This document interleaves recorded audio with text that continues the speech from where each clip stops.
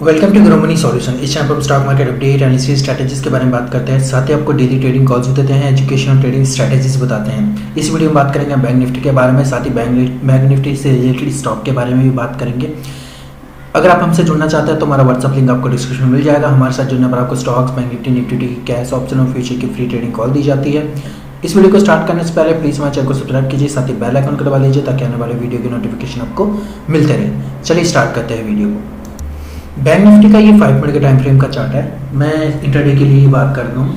Intraday से फिलहाल के टाइम में हम 5 मिनट के टाइम फ्रेम पे ही बात करेंगे, उससे ज़्यादा हम बात नहीं करेंगे फिलहाल के टाइम। ठीक है, नेक्स्ट डे के लिए फिलहाल के टाइम जो इसका एक रेजिस्टेंस बन सकता है, वो रेजिस्टेंस इसका एक लेवल बन सकता है 200 वाला लेवल। ठीक है, 200 वाला लेवल इस बेस पे बन सकता है। 200 का लेवल 220 से 240 का एक लेवल इस बेस पे बन सकता है, क्योंकि यहाँ पर काफ़ी टाइम तक इसने कंसोलिडेशन भी दिया है। जैसे ही ये 220 या 230 को ब्रेक करेगा तो फर्स्ट टारगेट आप डेफिनेटली रखिएगा 37,400 का। ठीक है, और आज के दिन इसने जो ट्रेड किया है, आज के दिन इसने जो ओपनिंग दी है वो ओपनिंग भी इसने अपने हाई यानी पिछले दिन का जो हाई था उसी हाई पर इसने ओपनिंग दी थी, बट वहाँ पे सस्टेन नहीं कर पाया। वहीं से नीचे की साइड में तकरीबन कम से कम 500 पॉइंट की डाउन ट्रेंड की एक रैली दी थी वहीं से ही। ठीक है, पर वापस वहाँ से इसने मतलब एक सपोर्ट लिया था। जैसे कल इसने सपोर्ट लिया था उसी लेवल पे इसने वापस एक सपोर्ट लिया था, और सपोर्ट लेने के बाद तकरीबन 36,900 से 36,250 से 300 तक के लेवल की एक इसने ट्रेड 400 पॉइंट की एक अप ट्रेंड की एक रैली दी थी। फिर वापस वहाँ से नीचे की साइड में एक डाउन ट्रेंड आने लगा। ठीक है, फिर वापस 37,000 का जो एक लेवल था, 37,000 के लेवल पे अप साइड में मूव कर दिया इसने। ठीक है, तो ओवरऑल अगर पैटर्न देखा जाए तो पहले डाउन साइड में, फिर अप साइड में, फिर डाउन साइड में, फिर अप साइड में, फिर थोड़ा अप साइड में, फिर डाउन साइड में, तो ओवरऑल एक तरीके से कंसोलिडेशन ही चल रहा है 37,300 से 36,900 के बीच में। ठीक है, तो ओवरऑल 400 पॉइंट का एक कंसोलिडेशन ही चल रहा है। तो फिलहाल जो नियर बाई एक रेजिस्टेंस हमने आपको बता ही दिया है कि 37,200 का एक लेवल है। इस लेवल को अगर ब्रेक होता है तो डेफिनेटली जो आप जा सकते हैं वो जा सकते हैं 37,400 तक के लेवल के। 37,400 तक का लेवल अगर ब्रेक होता है डेफिनेटली 37,800 तक भी आप जा सकते हैं। ठीक है, अब जो इसका सपोर्ट बना हुआ है, सपोर्ट आपका यही वाला लेवल बना हुआ है। आपका जो लेवल बनेगा उस लेवल का यानी कि 36,950 से लेके 36,950 से लेके ओवरऑल अगर देखा जाए तो 36,900 का एक लेवल बना हुआ, ओवरऑल 50 पॉइंट का एक नो ट्रेडिंग जोन बना हुआ है। ठीक है, इसमें आपको ट्रेड नहीं करना है। इसमें अगर आप ट्रेड करेंगे तो डेफिनेटली आप फंस सकते हैं। कैसे फंस सकते हैं मैं आपको बताता हूँ, क्योंकि अगर बाई चांस यहाँ से 900 पे अगर वापस इसने सपोर्ट लिया, वापस यहाँ से सपोर्ट लिया और वापस इस लेवल से वापस अप साइड में गया तो डेफिनेटली आप फंस सकते हैं।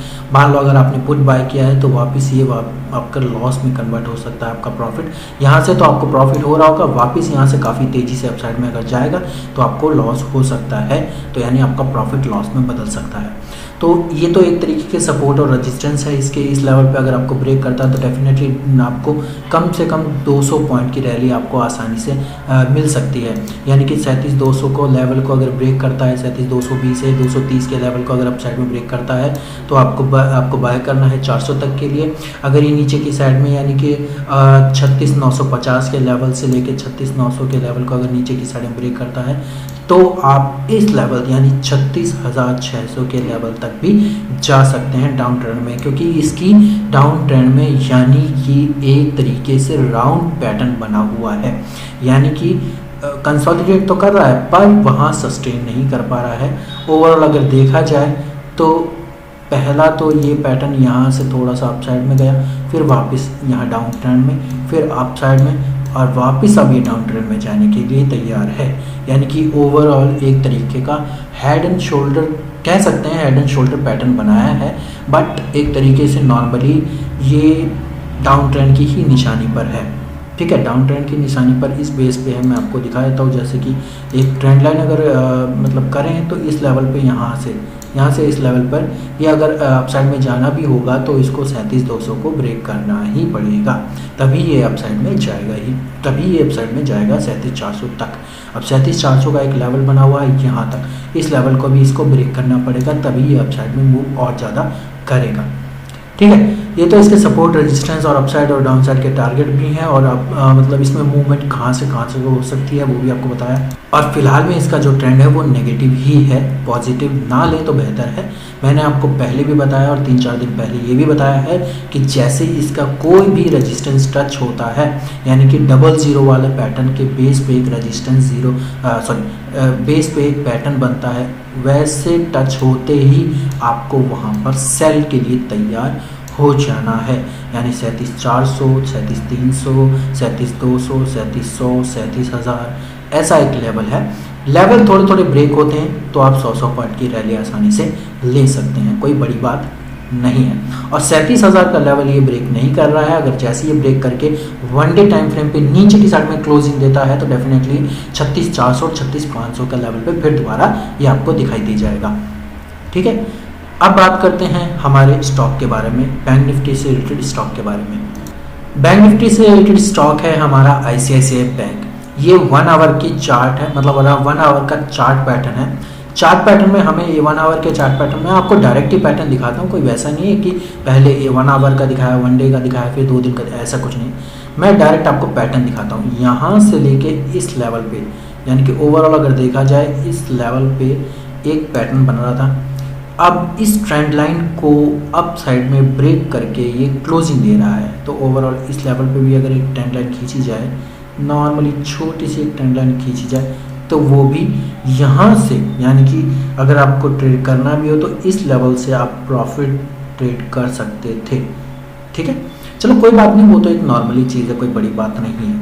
ठीक है, इस कैंडल पे ये वाली जो कैंडल थी ग्रीन, एक बड़ी कैंडल थी, इसने ब्रेकआउट दिया। ब्रेकआउट के बाद में एक कंफर्मेशन दिया और कंफर्मेशन देने के बाद में हमें तकरीबन 8 से 10 पॉइंट की एक रैली मिली और प्रॉफिट भी बुक किया था हमने।